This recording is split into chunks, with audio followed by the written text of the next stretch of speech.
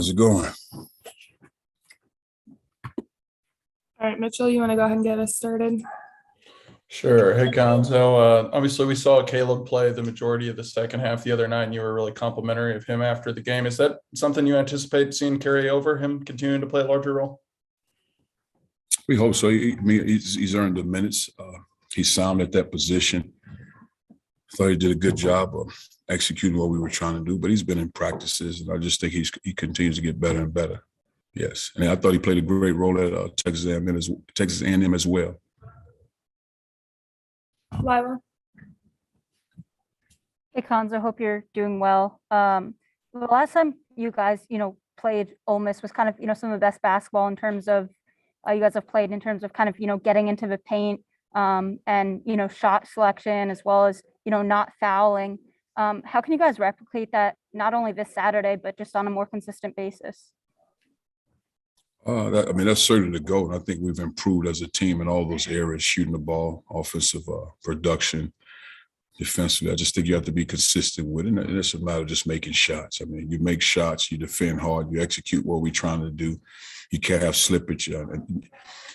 Because, we just, I talk to the players about when you're talking about to the finish line, you play the game, you start the game, you finish the game the same way. You have to play hard, you have to stay focused, you have to be prepared, accountable for your actions, understanding what you're trying to do. So I think that's the biggest thing. And you can't get consumed with what the score says. You're up 10, you're up 12. You have to play the game on the floor and execute what we're trying to do. You have to be consistent with it.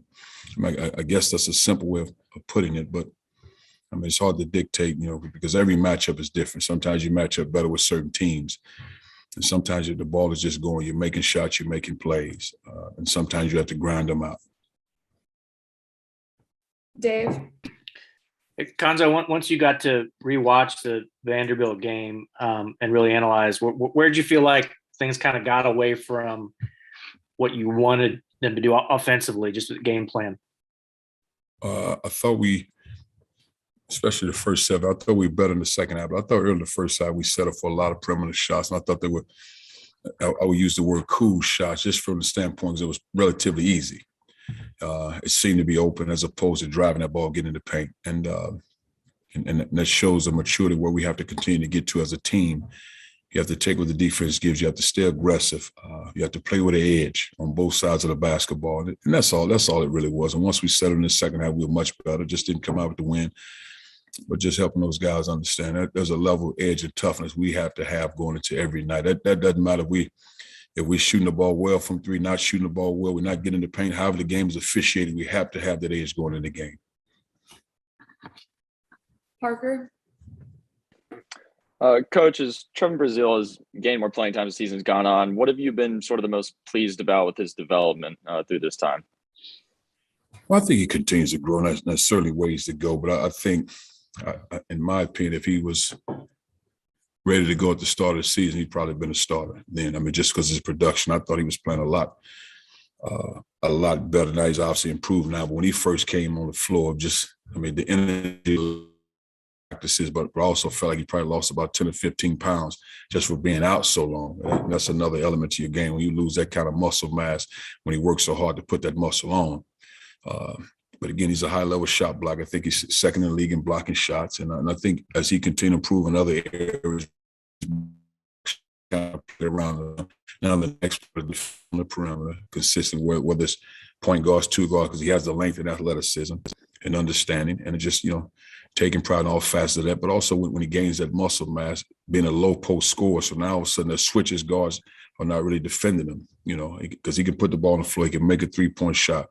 But I just think as he continues to gain reps, gain experience, and play against different people, and really what it simply comes down to, because he's a guy that works hard. And I think in his mind, once he realizes, because everybody's a different stage, different level, and it dawns on him as he lays in bed or he's watching TV, and it dawns on him, I'm as good as any in America. And then that's when it'll click for him. Chris.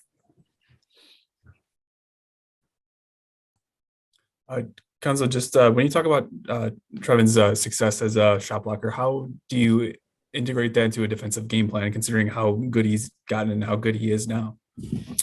Well, used to be years, because he's not a center. He's not. He could be there at some point, a center that can do a lot of different things because he's skilled. but physically he's not really a true center, but he can block shots. So what you try to get him to do is make plays on the ball. And I think going into games, people recognize he blocks shots. So now you might have a guy beat, but you know he's somewhere around you. So oftentimes what we try to do is keep him off the low post guy so he can come and make a play, because you have to identify him. Because, I mean, you're not just making plays because you know he's somewhere. With that being said, is also the growth of our team, because he might not be in an ideal position where we blitz the post. But if he goes and make a play, the next guy has to understand I need to cover for him, depending on where his man is. And that takes time. And I think we're growing into that. But that takes time. That takes being around each other for a while and knowing that. Lila?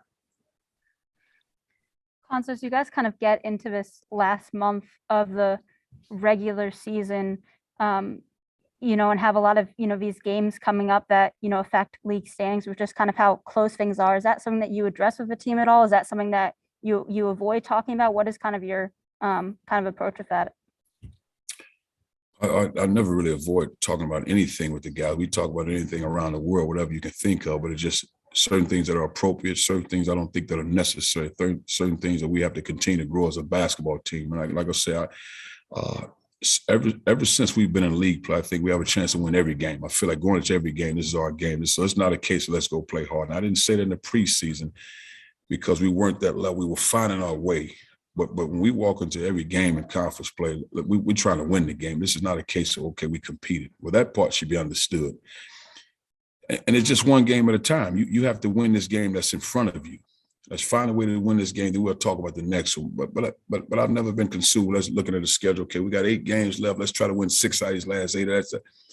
I've never tried to do that because, I mean, you can't control. Because I've been a part where you're on the bottom and all of a sudden you're at the top. And I was a part of it as a player. You're looking down and you end up winning the conference. So I just you tackle what's in front of you. And you go as hard as you can go, and then the next one presents itself. And then when the smoke clears, you'll be where you need to be because you focused on the task at hand.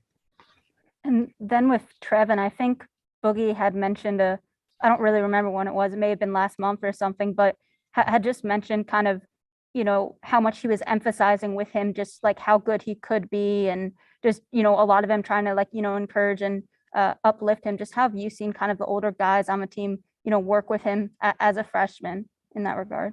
I mean, I think one thing about these guys, I think they're good guys. I think they value each other and they want to see each other be successful. And you oftentimes, even in that, you always have guys that you kind of root for. And I think Trev's a guy you kind of root for because there's no angles to him.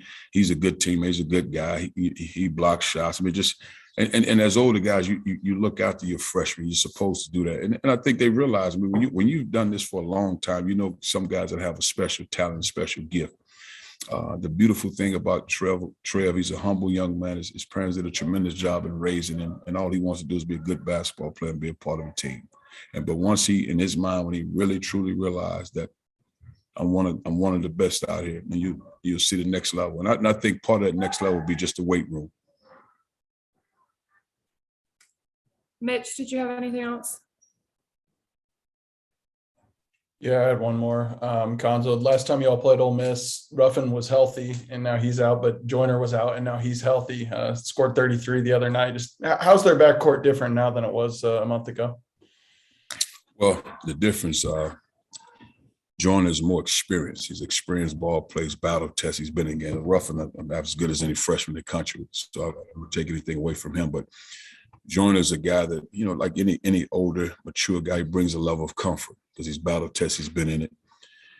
There's a calmness about him. And he understands who's on the floor with. Ruffin, as talented as he is, he's finding his way, navigating through the thing without the experienced guy to help him, even though he's very talented. Now, Joyner comes back with the experience. He steps right in. And then, so now it kind of rejuvenates your team because this is a piece that we had out and he's back now. So it helps your team with a level of confidence. Nat? Coach, obviously it's the Rally for Ryan game. Can you kind of just talk about how, how much this means to the team and over your time at Mizzou since you've been here, how much have you gotten to know the Luce family, Ryan, and how much it means to you? Well, I know Ryan because Brad because he's here. I've met Ryan because I've been around, but I know Brad just because he's part of the athletic department. But I just think anytime you have an opportunity to raise money for cancer is very important. it's just life. I mean, you wish you could do every game like this and raise money for something. I've said, dealing with cancer is real to me and my family. So I understand the impact of it to raise money for it and hopefully have a tremendous turnout. Anthony? Cuonzo, I apologize if you've already been asked this. I joined late, but get to talk to Trevin here in a little bit. I was just wondering kind of where you've kind of seen him grow the most since you started working with him at the start of the season. I think he's grown. I think the next addition to him is the strength training. I think, and he's improving in that area as well. But I just think the growth, because he can make a shot on the perimeter, he can dribble the ball. I think the confidence in playing on the perimeter with the ball in his hand, because he has that. I think really playing around in and around the rim, low post, getting offensive rebounds, posting up. I think there's so much more where he can grow, and I think that's the beautiful thing about it, because he wants to be a good player.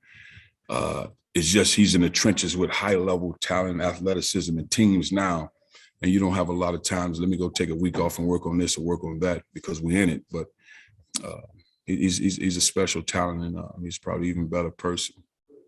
And then obviously he came in after having played a little bit of high school with Anton. I was just wondering how you think that kind of helped both of them kind of adjust to the college game. Well, they've had people that coach them, coached them, helped them understand what it takes to play at this level, how hard you have to play at this level, all those things. But I think both of those guys come from people that told them the truth, and I think that helps when you have people around you that tell you the truth, and not everything is always nice and sweet. There are hard times, there are tough times. You have to grow as a basketball player. So I think that helps both of them. But also it helps when you won. They won a state championship. Not many in the state of Missouri or even around the country can say that they won a state championship. So that means something. They come from winning, and that's very helpful. Greg? Coach, I'm wondering if you've had any special message for Boogie since the Vanderbilt game, as far as his approach going forward. I'm not sure why I would need one. If you have any insight on a special message, Greg, I mean, unless you know something I don't know, I mean, you can give me a hint. But we lost the game as a team, but I'm not sure unless you know something I don't, Greg. All good. All right, do we have any other questions for Coach? Thank you.